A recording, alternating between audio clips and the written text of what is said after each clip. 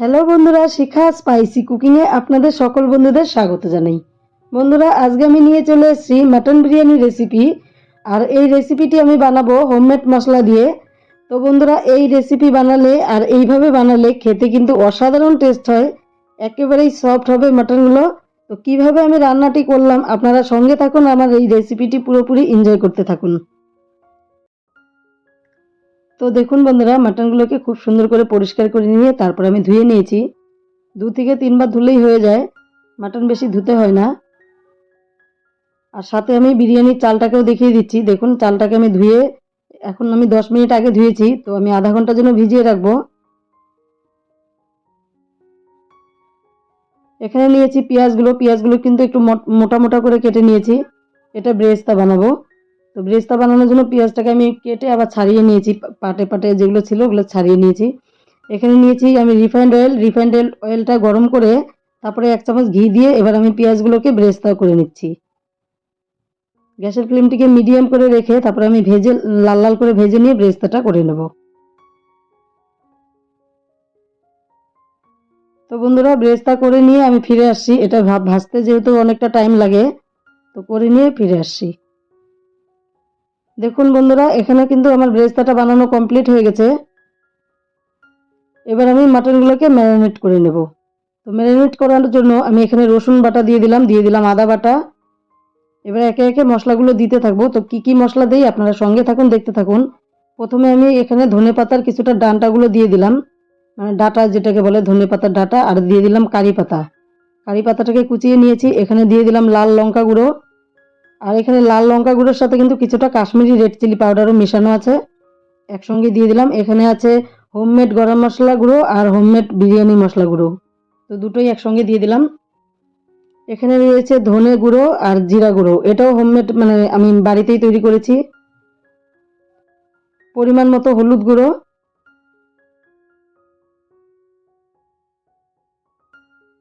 এবার দিয়ে দিব স্বাদ অনুসারে লবণ।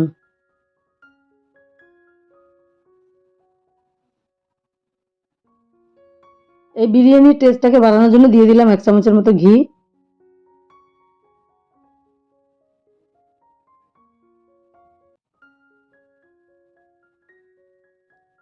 এক বাটি টক দই দিয়ে দিচ্ছি।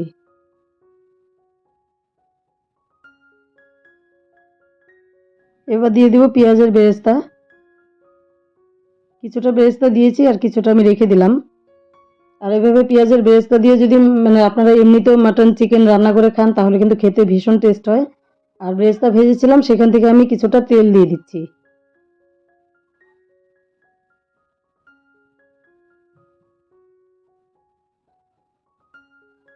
এবার হাতাটা দিয়ে আমি ভালো করে মিশিয়ে নেব।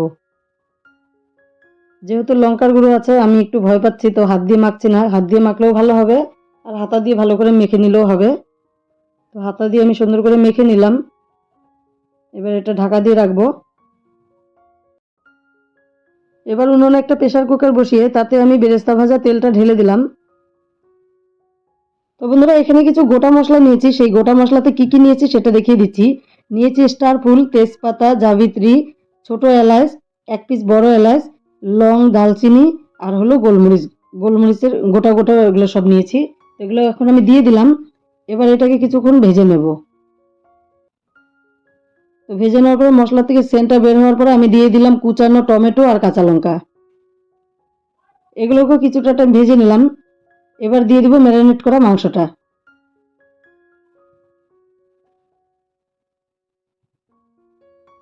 এবার ভালো করে কষিয়ে নেব।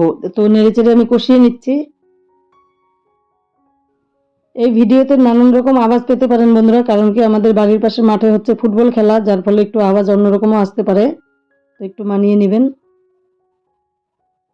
তো মাংসটা কষানোর পরে এবার আমি এখানে পাত্রটা ধুয়ে একটু জল দিয়ে দিব। সামান্য পরিমাণ জল দিয়ে দিলাম। এবার আবারও ভালো করে কষিয়ে নেব।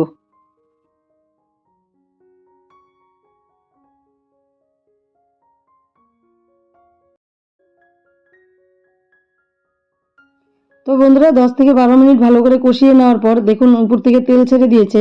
আর এখান থেকে কিছুটা তেল আমি তুলে নেব, পরবর্তীতে আমার লাগছে। তো আমি তেলটা কিছুটা তুলে নিয়ে ফিরে আসছি। আর এখানে কিছুটা কেওড়া ওয়াটার দিয়ে দিব। তো কেওড়া ওয়াটার থেকে আমি 2 মুখার মতো দিয়ে দিচ্ছি। এটাকে দিয়ে আরও আমি 1 থেকে 1.5 মিনিট কষিয়ে নেব।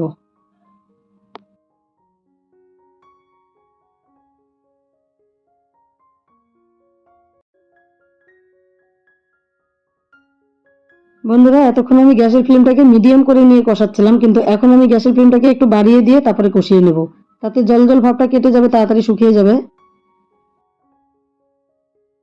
এবার ভাতের জন্য আমি পাশের উনুনে একটা কড়াইয়ে দিয়ে দিলাম জল বসিয়ে, তাতে দিয়ে দিচ্ছি পরিমাণ মতো লবণ।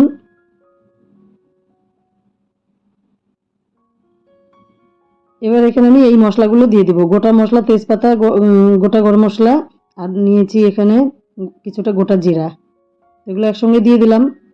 এবার দিয়ে দিব কিছুটা রিফাইন্ড অয়েল। এই রিফাইন্ড অয়েলটা দিলে ভাতটা ঝরঝরে হবে, বেশ সুন্দর হবে।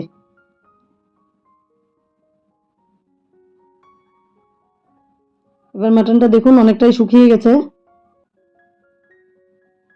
এবার শুধু তেল তেল ভাবটা রয়েছে, কিন্তু সে জল ভাবটা নেই। দেখুন, দেখিয়ে দিচ্ছি। এবার কিন্তু এখানে আমি সামান্য পরিমাণ জল দিয়ে দেব। তো আমি 1 কাপের মতো জল দিয়ে দেব বন্ধুরা,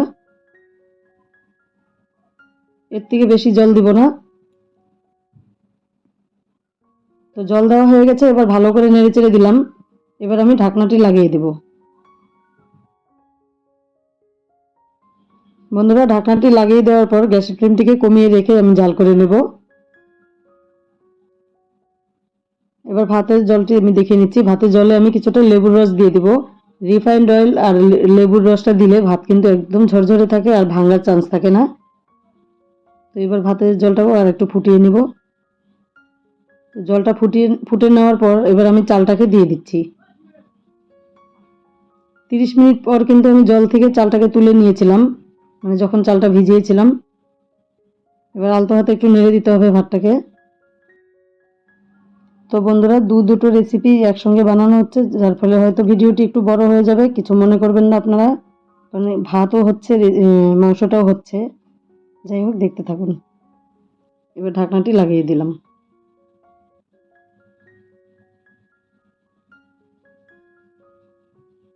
তো ঢাকনাটি লাগিয়ে দেওয়ার 2-3 মিনিট পর আমি কিন্তু ঢাকনাটি খুলে নিলাম, নইলে মাঠটা পড়ে যাবে চতুর্দিক দিয়ে।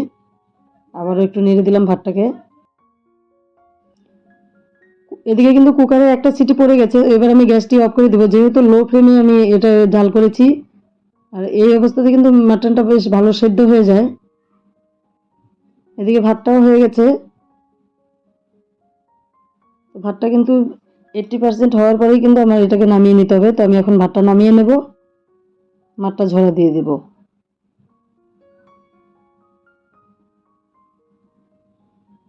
ওদিকে ভাতটা আমি মার ঝরা দিয়ে দিলাম। এদিকে আমি কুকারটাকে একটু ঠান্ডা করে নিয়ে তারপরে আমি ঢাকনাটাকে খুলে নিচ্ছি।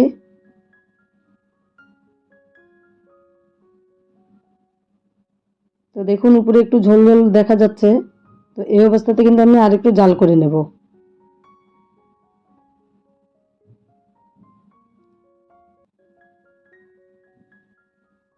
মাংসটা বেশ সুন্দর সেদ্ধ হয়ে গেছে, দেখেই বোঝা যাচ্ছে। আর এখন আমি একটু জাল করে নিব, তাতে ঝোলটা একটু শুকাবে, বেশ ভালো হবে।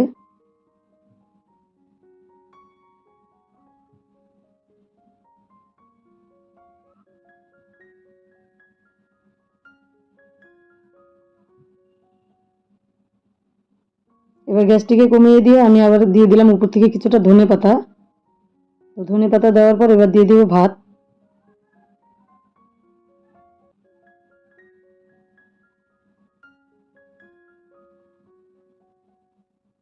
ভাতটা দিয়ে ভাতটা বেশ চতুর্দিকে ছড়িয়ে দিচ্ছি।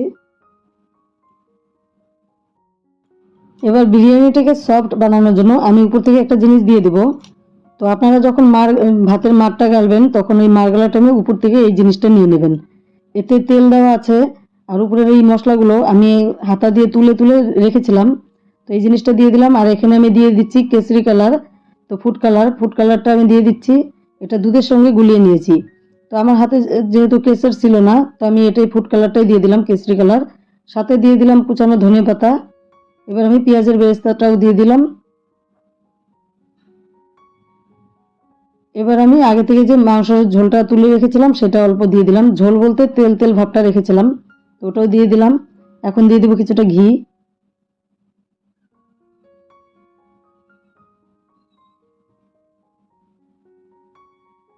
ঘিটাকেও চতুর্দিকে দিয়ে দিলাম।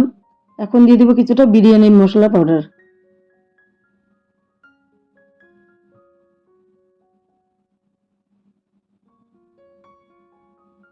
আপনারা কেনা বিরিয়ানি মশলা পাউডার থেকে যদি এরকম বানিয়ে নিয়ে খেতে পারেন তাহলে বেশি টেস্ট পাবেন, আর খেতে সত্যি অসাধারণ টেস্ট হয় বানানোটা দিয়ে।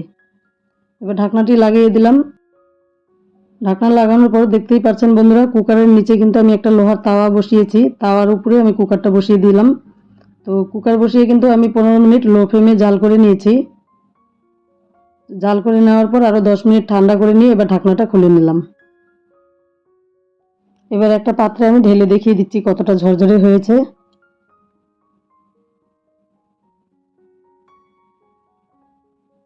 তো দেখুন বন্ধুরা কতটা ঝরঝরে হয়েছে, উপর থেকে দেখলেই বুঝতে পারছেন, আর ভিডিওর প্রথমে আমি দেখিয়ে দিয়েছি। তো খুবই সুন্দর ঝরঝরে হয়েছে। আপনাদের যদি ভালো লেগে থাকে তাহলে অবশ্যই বাড়িতে বানিয়ে খেতে পারেন, আর বন্ধুদের সঙ্গে ভিডিওটি শেয়ার করতে পারেন। আমার এই সম্পূর্ণ ভিডিওটি দেখার জন্য আমার নতুন পুরনো সকল বন্ধুদেরকে জানাই অসংখ্য ধন্যবাদ।